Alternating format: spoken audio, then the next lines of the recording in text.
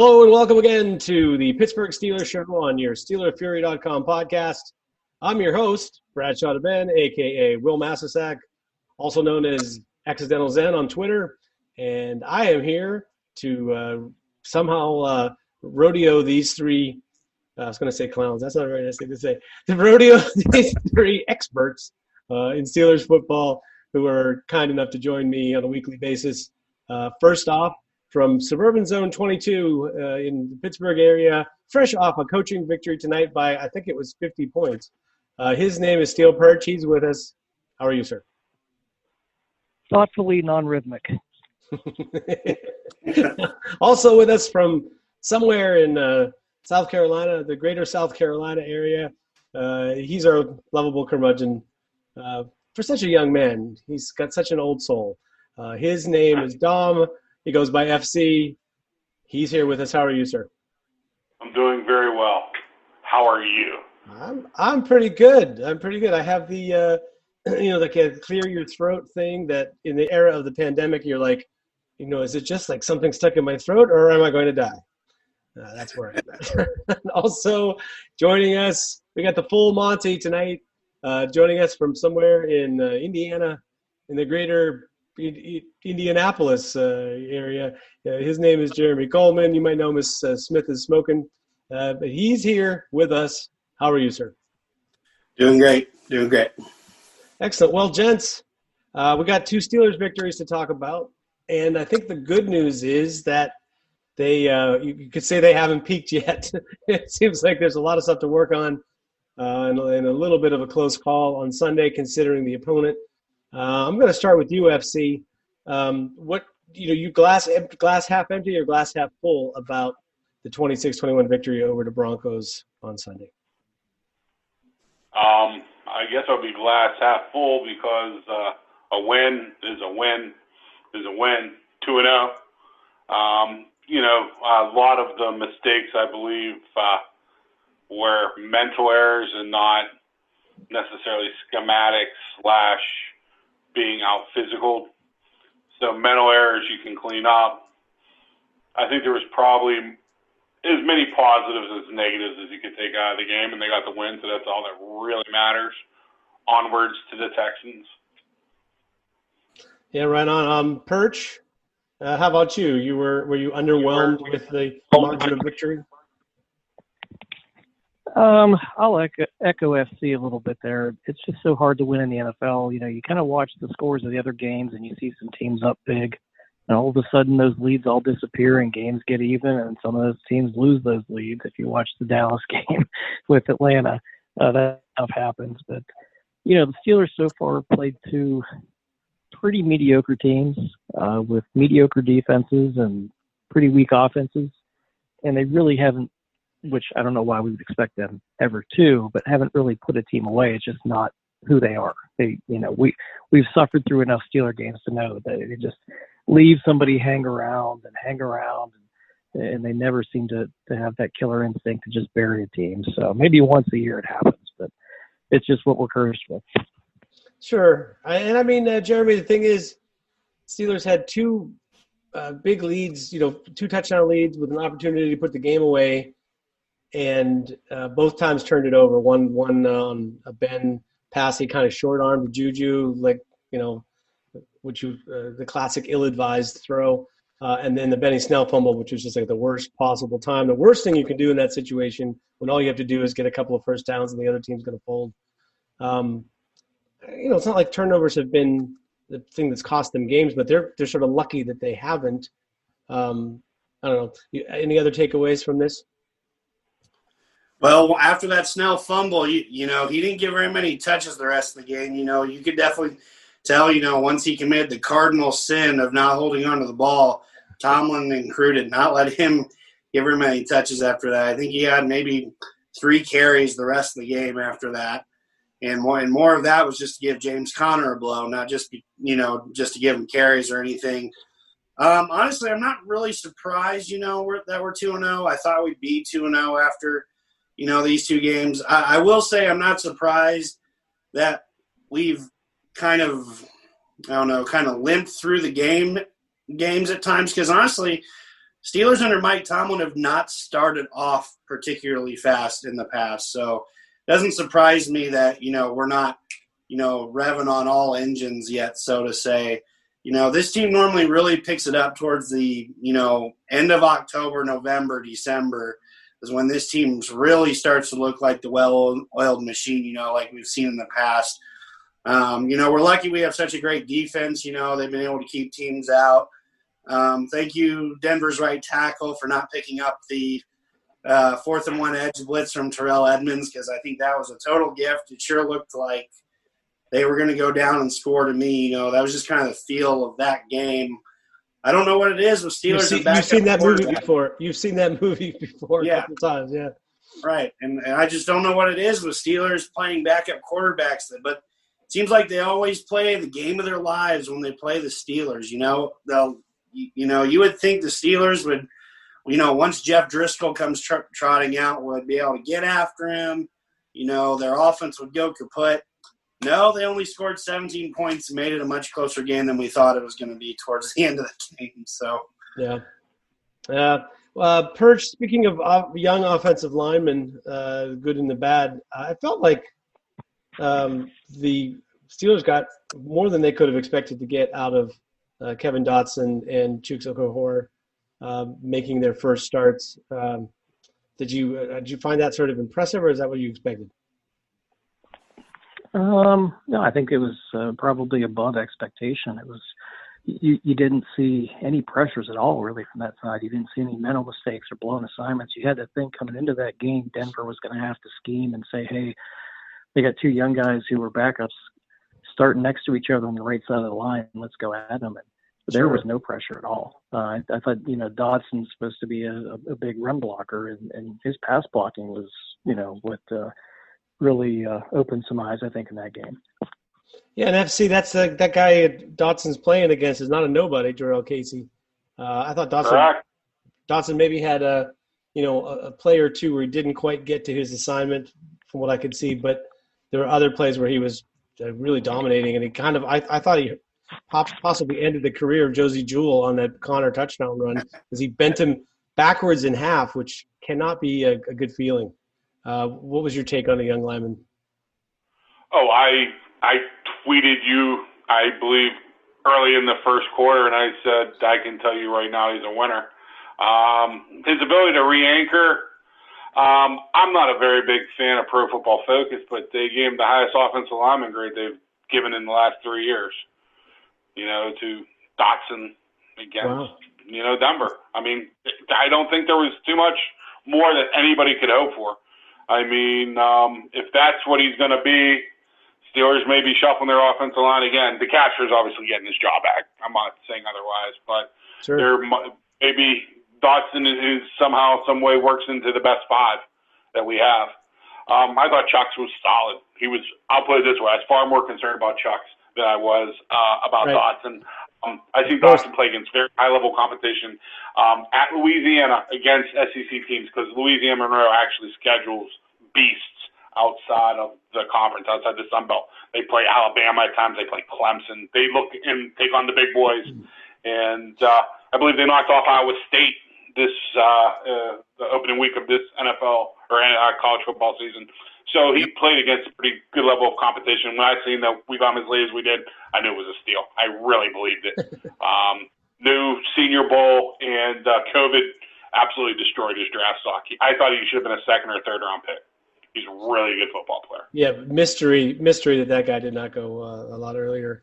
And as far as other young guys, Perch, I'll throw it back to you just quickly. Chase Claypool, I got to say, yes, it's impressive what he did tracking the football on the deep ball and staying in bounds and showing you a little bit of what he can do. But the first couple of weeks, I got to say, that's sort of the little stuff that's impressed me a lot about him. A couple of blocks that he threw, staying in bounds on the running play against the Giants last week, and his play on special teams has been notably visible in terms, he had a tackle and some other contributions. More than we could have expected from a rookie, especially with no preseason and all that stuff. Yeah, absolutely. I mean, we knew the physical tools were off the charts. You just worry about the mental, and what he showed through 2 weeks, the mental side's been, outstanding, better than what Antonio Brown would have done in similar situations, So, yeah, they just got to find more ways to get him on the field. And Juju with a bum knee this week, maybe that's a way to get him on the field some more snaps. Yes, I didn't really Jeremy, what's the status with Juju? I didn't really hear. He didn't practice. Is that the scoop? Yeah, he didn't practice today, so something with the knee. I guess we're going to find out. That would definitely open up Claypool for a lot more snaps because he would, kind of slide in outside and take up those snaps. I'm excited to see what he can bring. Like you just said, he's been doing the little things well, and then when he's had the ball thrown his way, he's made big plays. Made that great sideline catch in Week 1 versus the Giants, and then hauled in I think it was 86-yard touchdown versus Denver. So, limited sample size, but limited good results too. Yeah. One last thing on the offense, FC. Ben has to have more. He has to have thrown more 80-yard passes to so many different receivers. Like, I cannot believe that somebody has thrown more to more guys an 80-yard touchdown pass. What'd you think of the look of the throw in his arm? Because that gave us a little insight. One of the few deep balls he's thrown this year. It was a great ball. His arm, I believe, is as strong as it's been in a while. The problem that is having while playing no preseason and no real practices and missing a year is his technique is lazy at times. His normal Wednesday off this week, he actually worked quarterback drills. Matt Canada had him out there working quarterback drills, because I think Ben finally realizes that, that he needs his lower half and he needs to be technically sound to make good NFL throws. He just can't reach back and thunderbolt it out there anymore. And Juju Smith-Schuster is expected to practice tomorrow, so that means he'll be in line to start on Sunday. I play daily fantasy sports out crazily, so I actually pay attention to the injury report pretty strong now. He's expected to practice tomorrow. Well, just so the rest of everybody knows, Dom has a head-up screen like the Google Glass that immediately updates any fantasy news. It just scrolls right in front of him all night long. In fact, wakes you up in the middle of the night if there's news, right, at 3 a.m. I do not deny it. Ding, ding, ding. I have to hide my frickin' phone. You would. Perch, let's move over to the other side of football. Feels like, all the talk before the season was, TJ Watt, Cam Hayward, Minkah Fitzpatrick. Funny thing happened. Some of the other guys that nobody talked about have had amazing starts to the season. It goes without saying, Bud Dupree, a little bit of a surprise, maybe how shot out of a cannon he's looked at times.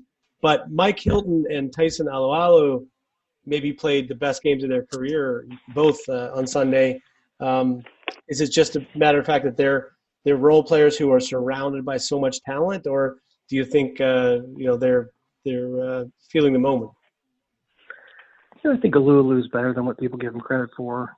Hilton's kind of schemed into a good role. He's not making a lot of plays back in coverage. He's, blitzing the quarterback and doing stuff near the line that you don't expect him. And teams are, struggling a little bit to pick up the coverages there. But Vince Williams never gets nearly enough credit either. I think he's just always been solid. And, I think he might be the hardest hitter on that team. Just whenever you see a big hit and somebody's head snap back, it's almost always 98.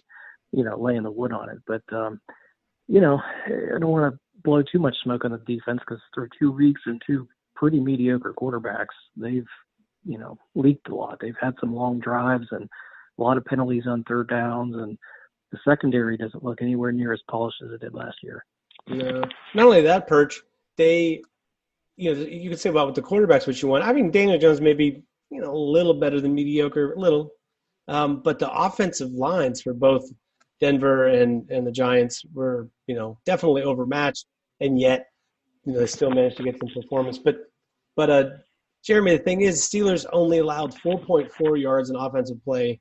In a way, I feel like the game was closer because of the turnovers that the Steelers gave them than really what the defense did. They had one blown coverage on the touchdown, but I don't know. You feel like they underperformed against this offense? Or, I mean, how did they end up with 21 points is kind of what I'd like to know. You watched the game, didn't feel like they would get that many points.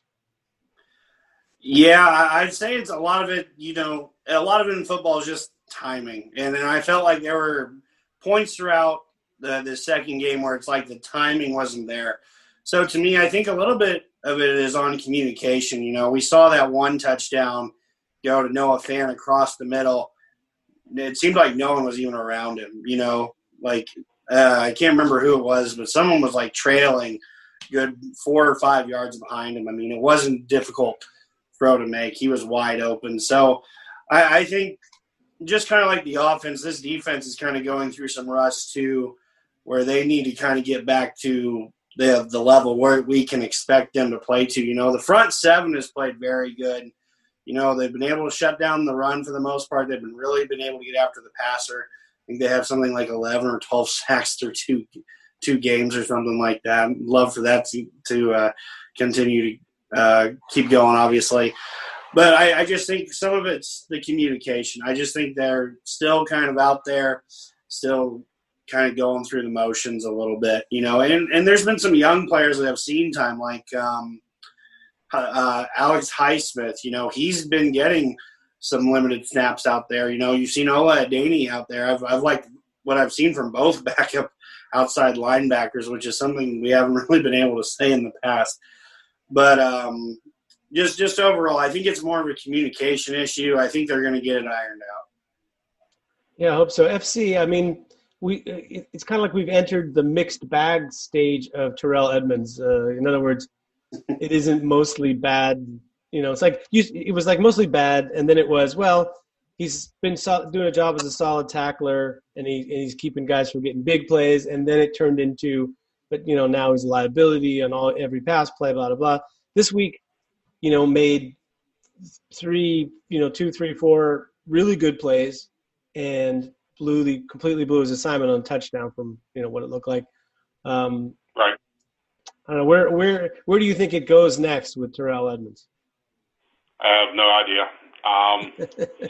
He's one of 2 starters on the Steelers defense that sort of concerns me. I'm going to piggyback off of Smoke and Purchase statements. Few interesting things. There's 11 players in the NFL so far this season with 3+ tackles for loss. And 4 of those 11 happen to be Pittsburgh Steelers. Yep. Tyson Alualu, T.J. Watt, and Mike Hilton, each with 3. And the NFL leader in tackles for loss with 7, one Vincenzo Williams. Surprisingly, Bud Dupree actually had 2 tackles for a loss in the first game and none against the Broncos, which I actually would have really guessed Bud Dupree would be one of the 4, but he was not. Wait, hang on a second, though. Here's my problem with that.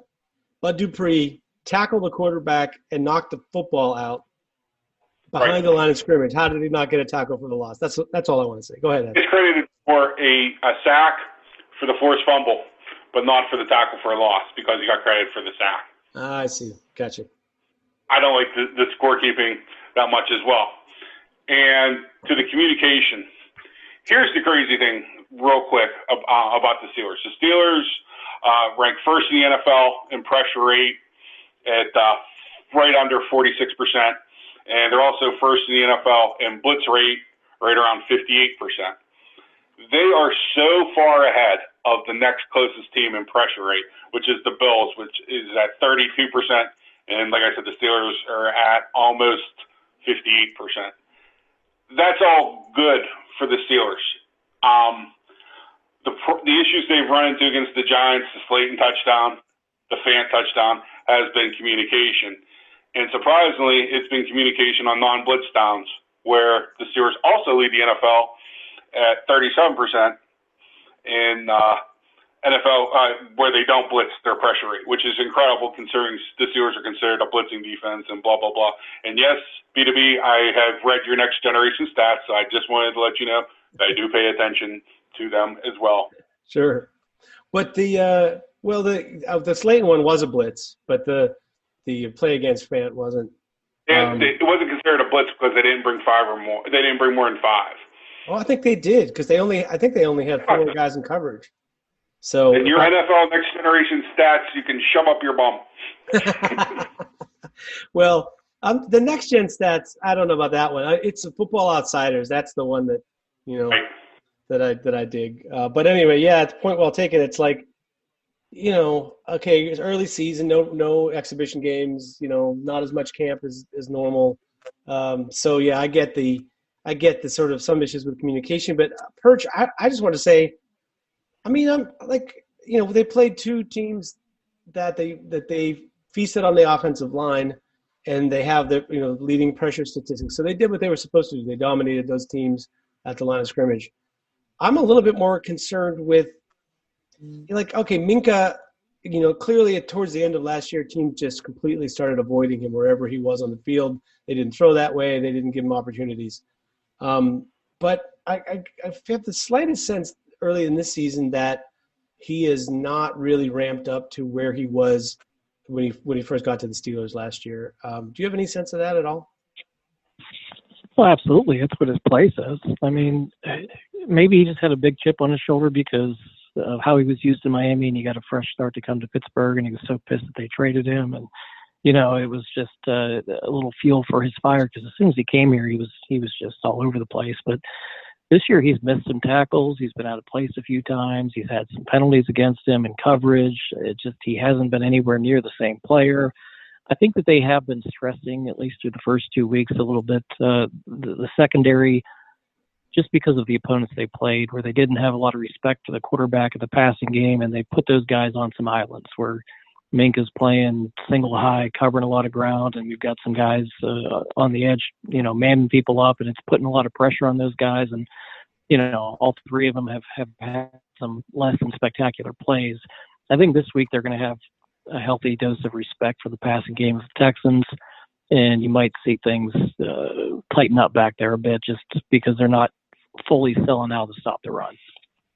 Yeah, but FC, I guess I'd say, following up on what Perch just said, that once again they're going to face an offensive line that I think they lead the league in the pressures they've given up. So I wonder if they're still going to get into that situation where they're going to expect the ball to come out quickly and might get surprised for a big play or two. Let's start a little bit about this week's matchup with the Texans. I'd start with the Houston offense. FC, you mentioned a little bit earlier the Ron Earhart offense, and I feel like this Houston offense looks like straight out of that era. They have one of the most unimaginative offenses and play calling that I can remember in recent years, like the Steelers with backup quarterbacks last year. Are they just trying to protect for their offensive line and issues maybe with their receivers? What's going on there? It looks real similar to some of the things they did at Penn State. I think that might be pretty much what Bill O'Brien wants to do. I'm not blasting on Penn State or anything, but I remember Bill O'Brien pitched at Penn State now 7 or 8 years ago, and it's the game moves on. And you're right, that offense doesn't show much innovation or spark. I think that they have weapons, but they may be missing a few this week.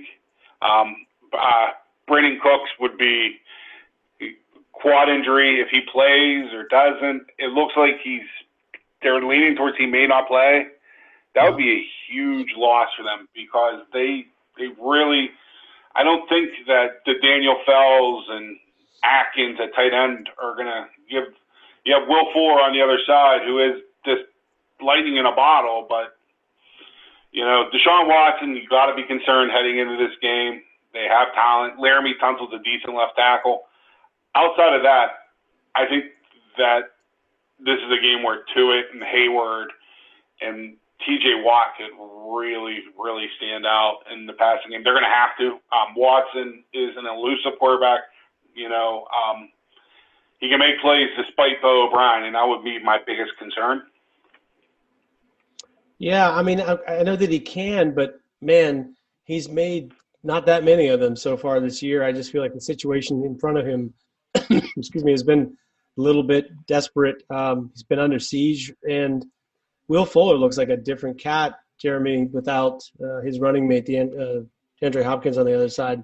Just feels like Fuller has been struggling with that jump up to the next step of being the number one receiver.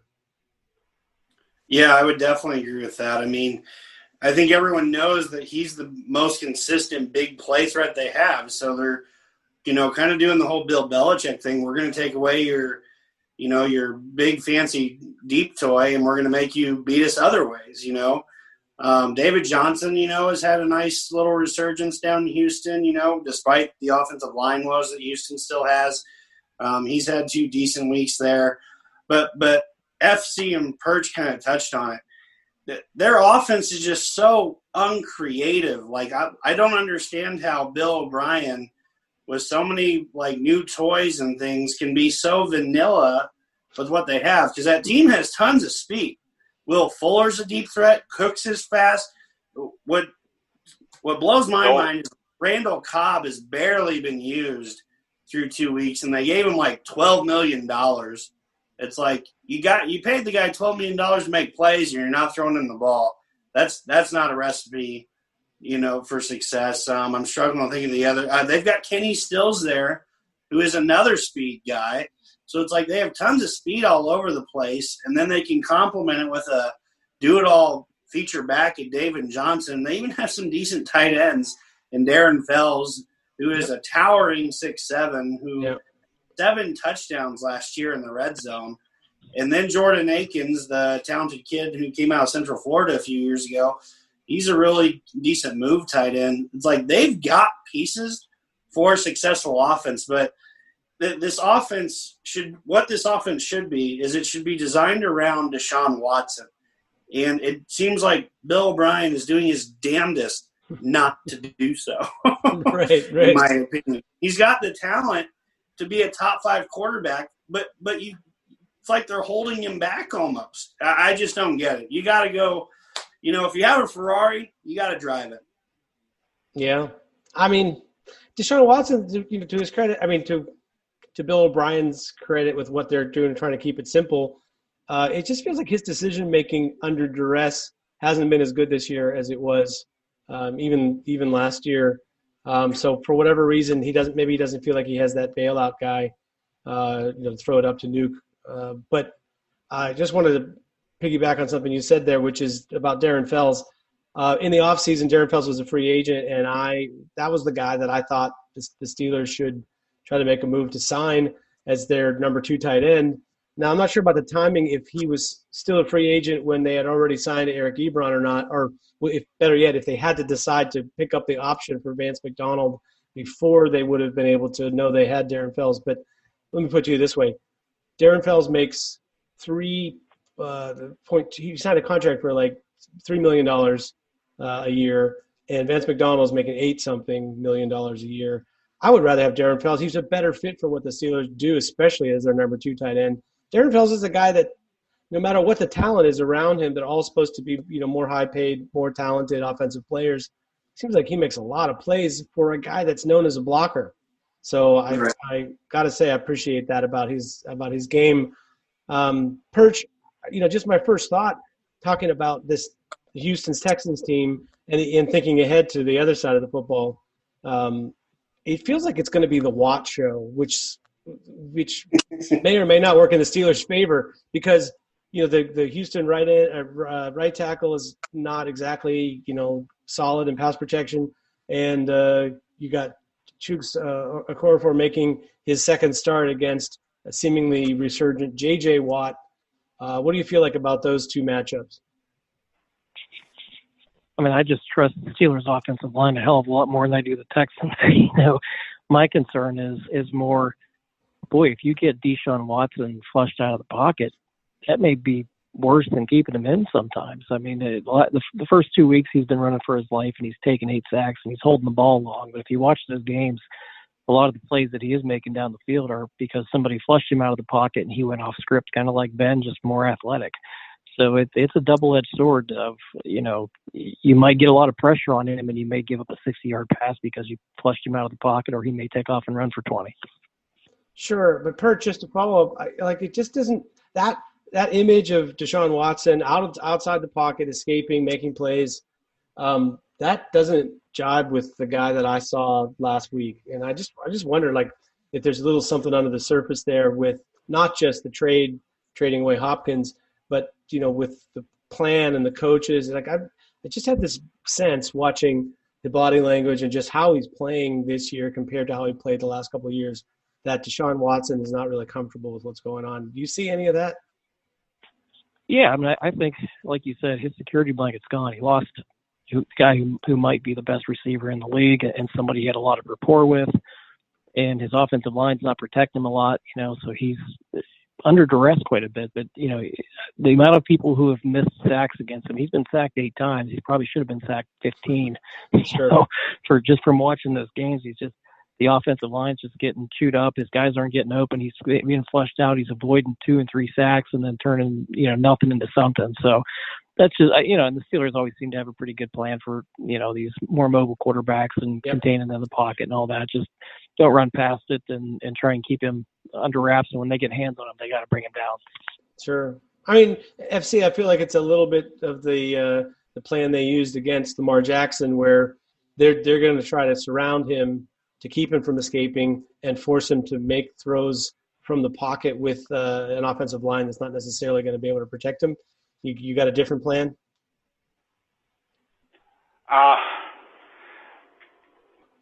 It's not the same Deshaun Watson, maybe.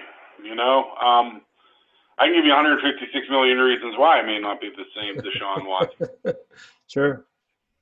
The Steelers have to game plan Deshaun Watson the same way they game plan Russell Wilson, Tim Tebow, Patrick Mahomes, and mobile quarterback. You're going to have to spy him. You're going to have to dedicate a player to keep him in the pocket and avoid killing you with his legs.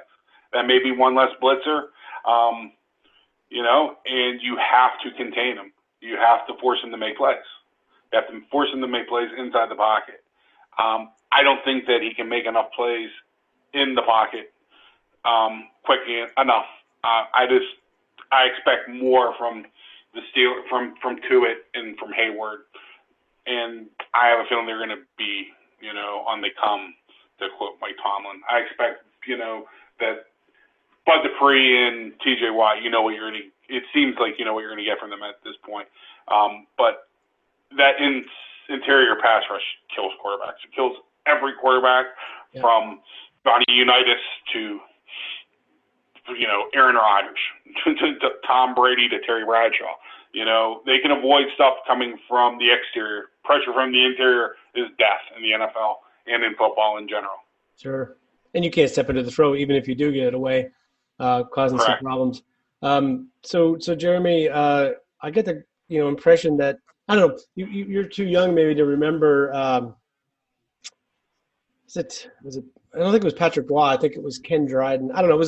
Might have been Patrick Waugh, the goaltender for the Canadians, who said that he would leave a hole for defenders to shoot at, and then as soon as they went to shoot the puck, he would take it away from them, and that was like a big part of his success plan. And I get the impression that maybe with Watson, that they will give him an escape route that has a dead end built into it. That seemed like the way that they have dealt with mobile quarterbacks in the past. You get your Bud Dupree running around the Horn of Africa that everybody hates so much, but it pushes him up into either T.J. Watt, or if he goes the other direction, into the interior pass rush. And if he manages to make it around all of that, going to his left, he's not as good throwing the football. Maybe somebody gets out to him, blah, blah, blah. Are you concerned with, it seems like those are so multiple. You're concerned with how they will choose to address Watson? I mean, I'm sort of babbling with ideas. You probably have something better in mind. Well, I would think this would be a case where we're going to see Devin Bush spying Watson a lot. What I'd like to see is I'd like the Steelers try to get after Watson with 4 and then have Devin Bush spy him. Because Devin Bush has the speed to catch up to him. He ran, a 4 or 5 at the combine or something. He ran incredibly fast. I can't remember exactly what he ran. But, I would like to see my pass rushers get after him. And if he's just kind of sitting there waiting for like you said, kind of showing him a way out and then have Devin Bush meet him there.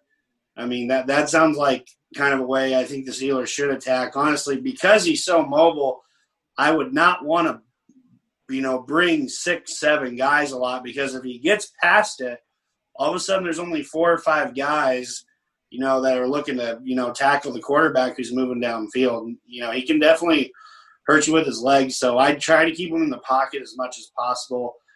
Try to make that offensive line almost like a prison den. Make him just have to sit in there, where we know we have guys that can win their one-on-one matchups. That's what I'd be doing.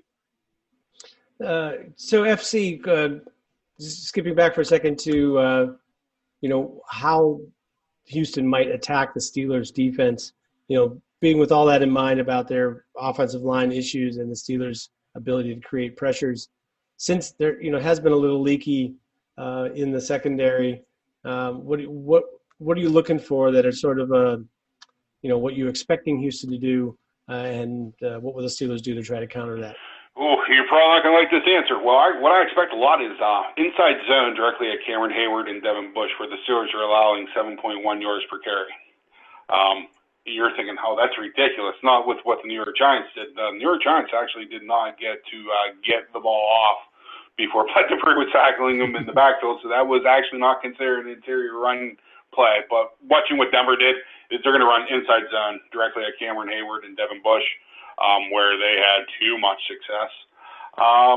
And they're going to play action, and they're going to look to get, Will Fuller, Kenny Stills, players, both tight ends vertically down the seam.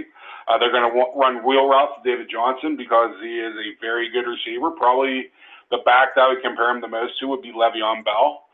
He might be a poor man's version of Le'Veon Bell, or maybe very similar to Le'Veon Bell. However you want to take it, he is a physical back that has pass route running skills and pass catching skills. And they're going to look to make Terrell Edmonds make plays with his mind and not just with his body. They're going to put him in decision-making times. And he's shown over the last 2 weeks that he will blow coverages and he will make mental errors. Yeah. They're going to probably target Joe Hayden because Joe Hayden is not having a great start to the season. And they're going to pray that Deshaun Watson doesn't meet the rush. I mean, right. Yeah. Well, you gave a pretty good outline about what they'll try to do. So now I'll go to you, Perch. Will they be successful doing that? Well, I think to a limited degree. I think the Steelers probably have the best defense that the Texans have faced so far. I think the Steelers are definitely going to be able to collapse the pocket and get a lot of pressure on Watson. It's just what we've seen the last couple of weeks. The Steelers defense dominates for stretches of the game, and then when things matter, they give up a 18-play drive for a touchdown or something like that. With a lot of third and 10, third and 12 conversions and just stupid penalties, they've got to cut that stuff out. So I think that the Texans are going to be able to get right around to that 20-point mark in the game, with the Steelers having a lot of success on defense, but a couple of failures here and there, and that's going to allow the Texans to score. Yeah, I mean, I don't know if you noticed this, Jeremy, but I felt like the Steelers' defense was, for a little while there, just looked gassed. That not because they were necessarily on the field so much on Sunday, but just because they're still kind of ramping up to that, like playing full games. If you look at it like it was game 2 or 3 of the exhibition season, it feels like the defenses generally in the league were all a little bit dragging middle of the third quarter. I noticed that they try to get some fresh bodies in there for a little while, and then they came back stronger. But I don't know. You think maybe it's an issue with them being gassed, or to FC's point about the interior zone running, like that? That's what I'm ready to go off and running with. I noticed in the game multiple occasions where I say all three, Hayward, Tuitt, and what's the guy's name that they got from the Ravens? Wormley. All three of them getting absolutely pushed 20 yards downfield by double teams because of the inside zone I don't feel like that's something that happened regularly last year, and I just wonder if there's a connection between those two things. What's your take on that? Yeah, I'm glad you brought up Wormley because I was going to bring him up. When he came in the game, he was not very effective. So where I go back to it is last year, the Steelers could play 6 defensive linemen almost. You had Tuitt, Hargrave, and Hayward as your starters. Then you had Tyson Alalu coming in as your backup defensive end, Dan McCullers as your backup nose tackle, and then Bugs. Yeah, Bugs coming in as your 6th defensive lineman. So there's just one less proven body in that front, in that defensive line group. I definitely think that's hurting to begin the year. Like you said, I think you've seen it across the league, the lack of a structured offseason with, no OTAs, no mini camps, no preseason, a shorter training camp. These guys definitely are not in the same shape they would have been, and if they would have had all those events leading up to the season. I mean, I can't remember who I was watching. I think it was the first week. They ended up having to use 7 or 8 offensive linemen because they were all gassed. They couldn't all stay in the game. Gosh, it's killing me that I can't think of who that was. But, I mean, I think fatigue is going to be a huge part of that. Oh, it was during the Colts-Jacksonville game. It was that very first game. I think the Jacksonville Jaguars actually went through 2 or 3 players on the right side just to keep their guys fresh, So I definitely think fatigue and conditioning is a factor across the league, not just affecting the Steelers. Yeah.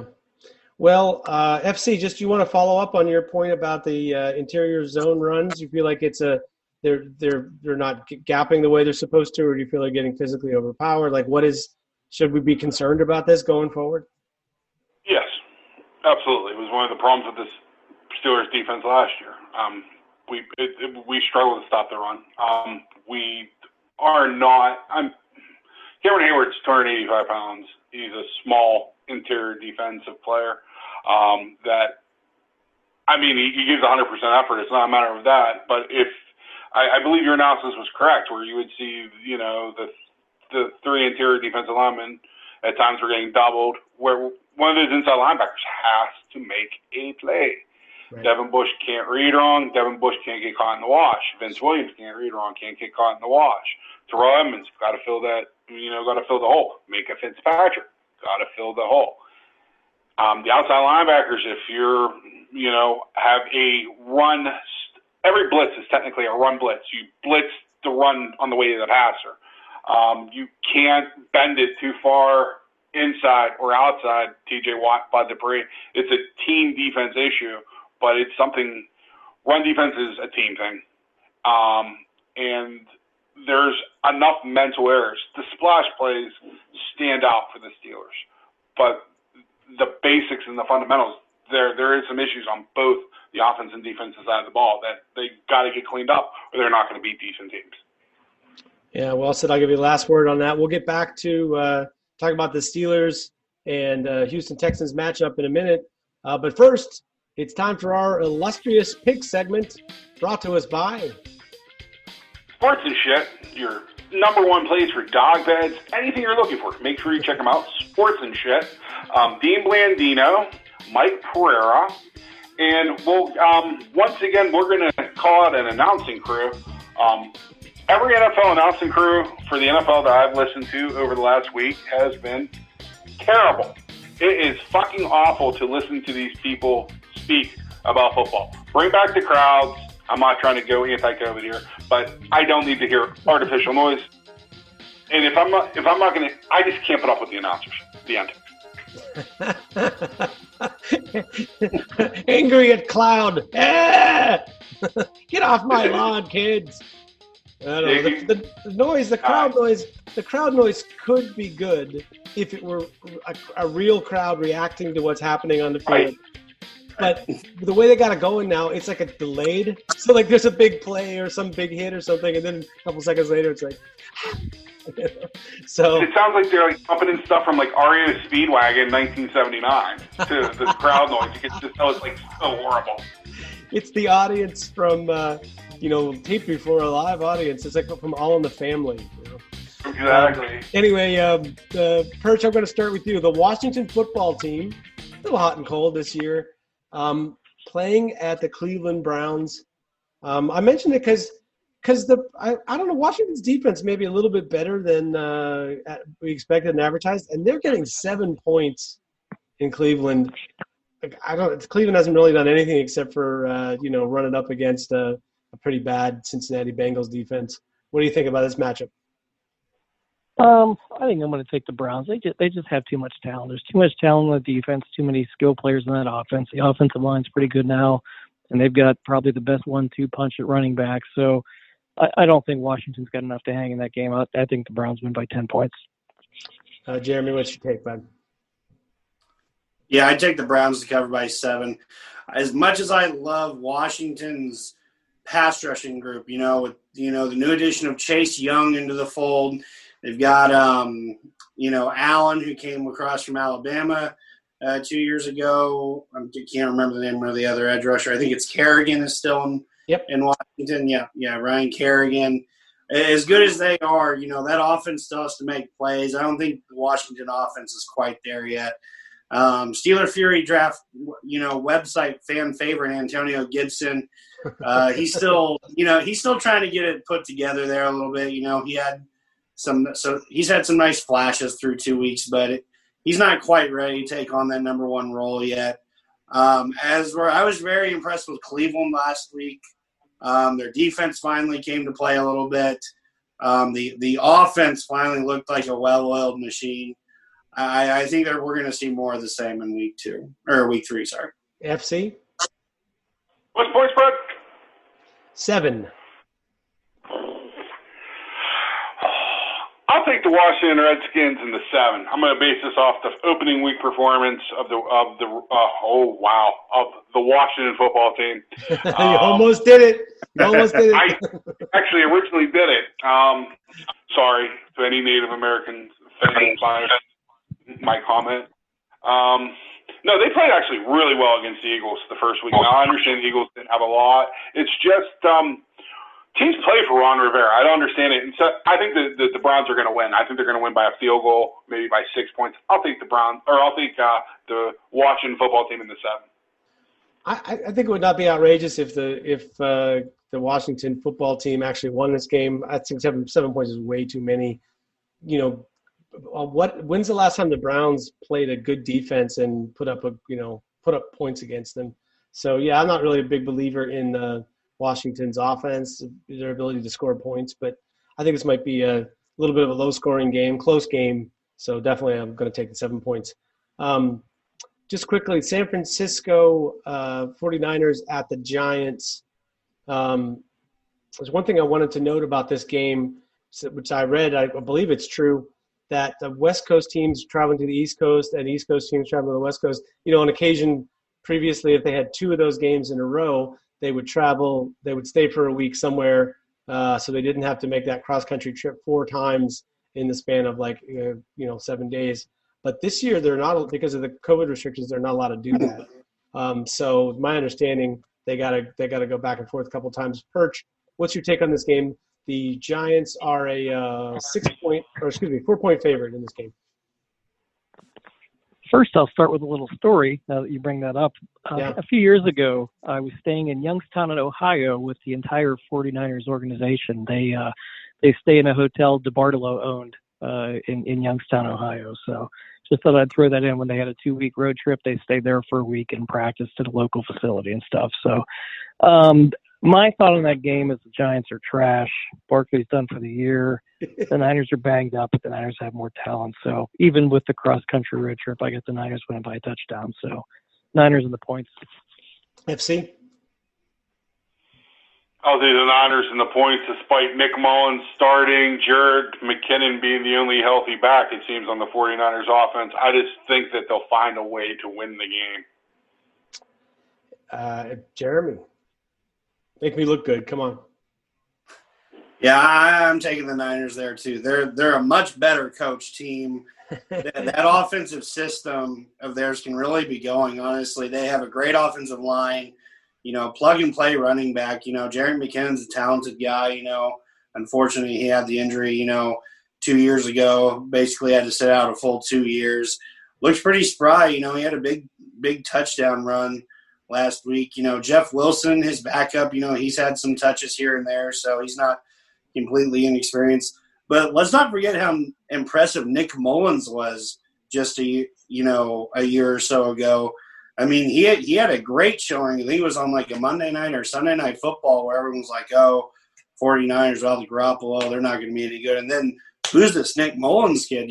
I think he's more than talented enough to facilitate that offense. I have no faith in the Giants right now with no Saquon Barkley. There's no running threat. There's absolutely no running threat. Wayne Gallman doesn't scare me. I couldn't even name you another running back on that roster. And Devonta Freeman does not count. They just signed him. So okay. Well, here's where I'm going with this. I actually really like Nick Mullins, and yeah, he did play very well when he played when he filled in for Garoppolo previously. But I'm correct. They lost Bosa, right? That's the Bosa that's out for the year. Yeah, he's gone. Yeah, and they're also kind of banged up. And I can't get over this fact. They played in the same stadium on last Sunday, had to fly back home to San Francisco, and now have to come back to play at the exact same stadium. Oh, yeah. That has got to be like a psych out, right? So there's that element to it. And then the other thing is, I think the Giants were worse because they ran everything through Saquon Barkley. Like I think that was an issue for them that made their offense not quite as good as it could be. So I'm liking the idea of them throwing the ball a little bit more and using their run game to sort of offset that, and playing at home against a team that just had to travel across the country 3 times, and has their own injury problems. I'm picking the Giants to win outright. Gentlemen, game of the week other than our matchup, that would be the Kansas City Chiefs playing at the Baltimore Ravens on Monday Night Football next week. I'll start with UFC. What's your take on this game? Wow. What's the point spread? I have it as 3.5 for the Ravens. The Ravens are getting 3.5. It's the regular season, so wow. Yeah, I'm at a loss for words. That might be a first for the show. It's the half a point. You know what? I'm not laying. I'm gonna take the Chiefs and the points. It's just how can't you? The end. I mean, I'm not gonna bet against Mahomes. I'm not. I'm just not going to do it. And Lamar Jackson I just don't trust him. I don't think he's great. Sure. Jeremy, what's your take? Well, FC said, I think I have way more trust in Mahomes coming out with a win than Lamar Jackson coming out with a win. We still have not seen Lamar Jackson step up big, in a big-time game and pass his team to a victory. Mahomes has done it countless times already. I definitely go with the Chiefs here. I would never go against Patrick Mahomes. Birch, weigh in. The Ravens are head and shoulders better than every other team in the NFL. I think they added a lot to that defense this year. Calais Campbell. You got Humphrey and Peters on the back end. That makes passing against those guys tough. They really did a lot for the linebacker. Patrick Queen's playing pretty well already. LJ Fort looks like a freaking superstar over there half the time. Derek Wolf's in there now. Last year they struggled to stop the run, and then they'd have to sell out, and they'd struggle against the pass. They've got probably the best 2 corners of any team in the league. Their defensive line's stronger now. Their offense is basically unstoppable. I don't see them losing more than 3 games all year, and they're probably easily the Super Bowl favorite right now. So I think the Ravens make a statement and win that game by, 8 or 9 points.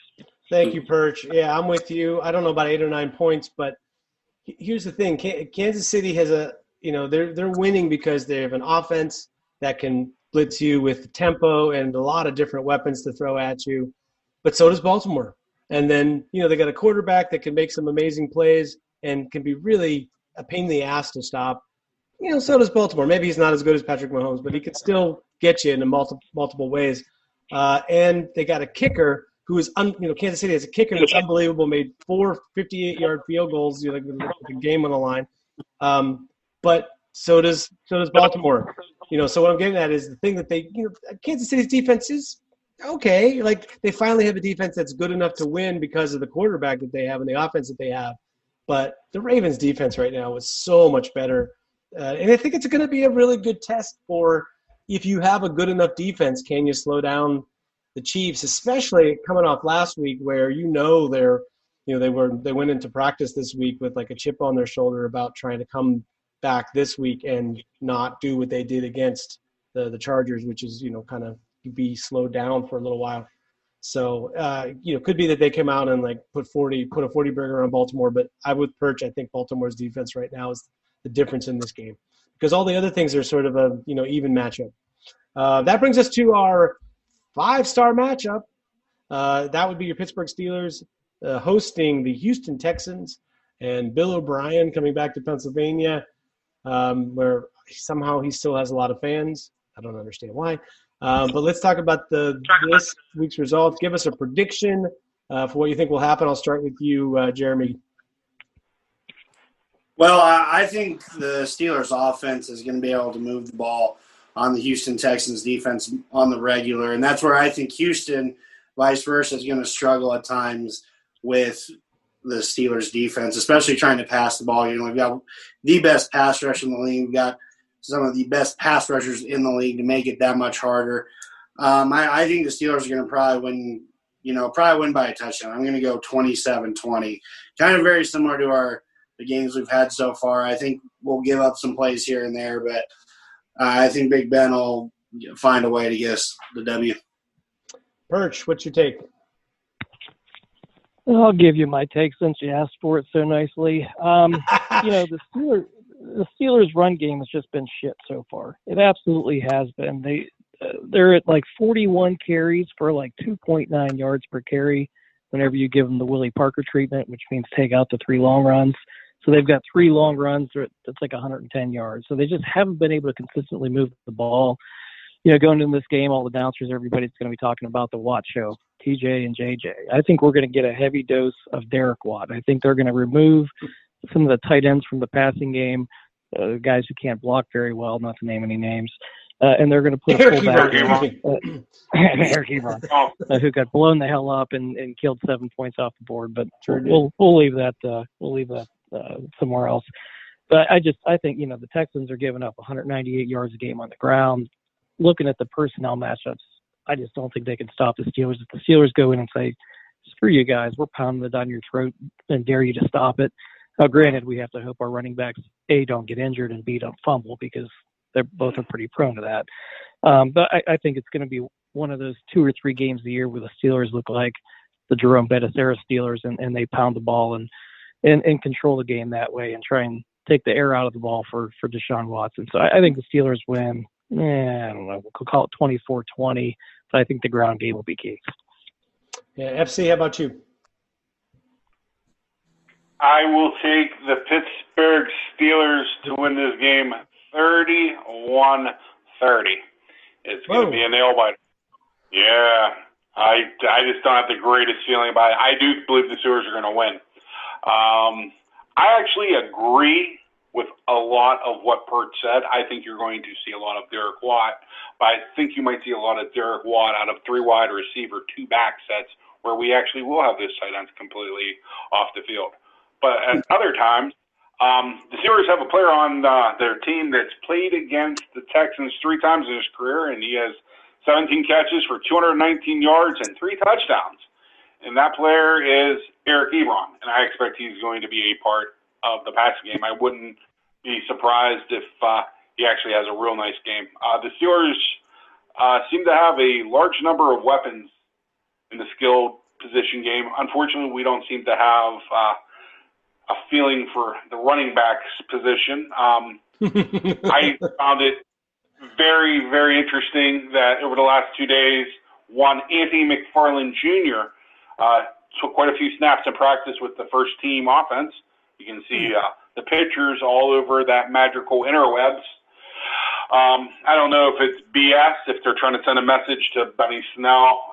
Maybe the Connor had the day off and they were sending a message to Benny Snell about the fumbling issues. I have a feeling that Deshaun Watson's going to make some plays and that David Johnson's going to be successful running the ball. So hence my score of 31-30.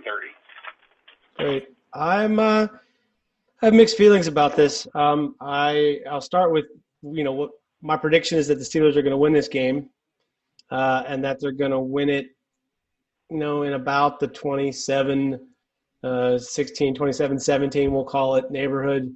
So I don't think it's a super close game, but I still think you're going to be, you're going to be waiting for that clinching drive at the end of the game. But I could see it going either of the other two extremes as well. I could see it being a very close game where the outcome is definitely in doubt.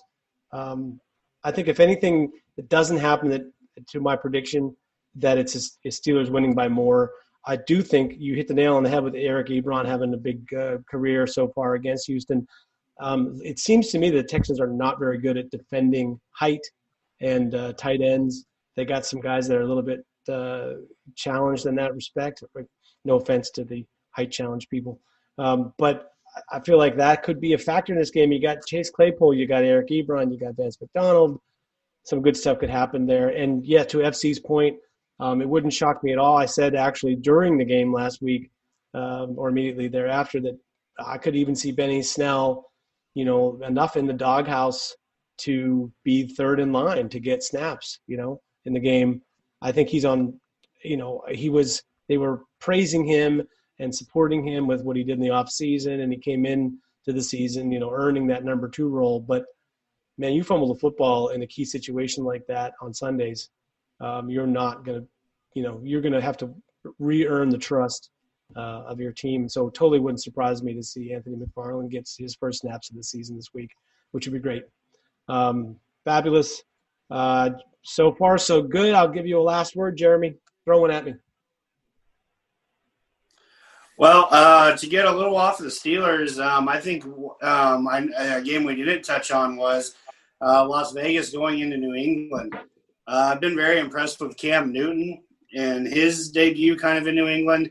At the same time, I was very impressed with the Raiders kind of beating up on the Saints the other night. I think that's going to be a real close game to watch this weekend as well. There you go. Okay, Perch, how about you? Win the game, go 3-0, 83% probability of making the playoffs this year. So big game, AFC game. You got to get it. Even if we come second to the Ravens in the division, this is possibly a playoff eliminator sort of a game. So let's bury the Texans while we get the chance. Yes, sir. And FC, how about you, bud? Well, we've got the SEC, Big 12, ACC, Big 10 finally going to be coming back, but there's going to be a lot of football played, and I think it's time to maybe have at least let the players' parents into the stadium, families. Let it's Ben Roethlisberger could be his last year. His 2 oldest kids could actually maybe see him play a game, So it's maybe time to at least let the families inside the stadiums watch these kids play the game. Hey, don't be making my heart skip by saying it's Ben Roethlisberger's last year, okay? I'm not ready for that yet. No. Oh, but yeah, I hear you. My last word is, with all the talk about, all 3 weeks I felt like the Steelers had they overmatched the opponent in terms of the Steelers front 7 and the opponent's offensive line, and so I kind of expected them to win decisively all 3 of these games. But I'll tell you what, we're at the point going forward where 1-point victories are totally fine with me. It'll just give us more to talk about on the show. As long as they win, baby, that's all that counts. And to that end, Jeremy Coleman, Steel Perch, Dom, FC down there in the South, and all of you for tuning in, everybody at Steeler Fury. Just want to say thank you for tuning in and supporting our sponsor, Sports and Shit, and all that stuff. And on behalf of all the guys and all the sites, I'm your host, Bradshaw Ben, a.k.a. Will Massasak and Accidental Zen, saying, go get 'em, Steelers. Go Stellars.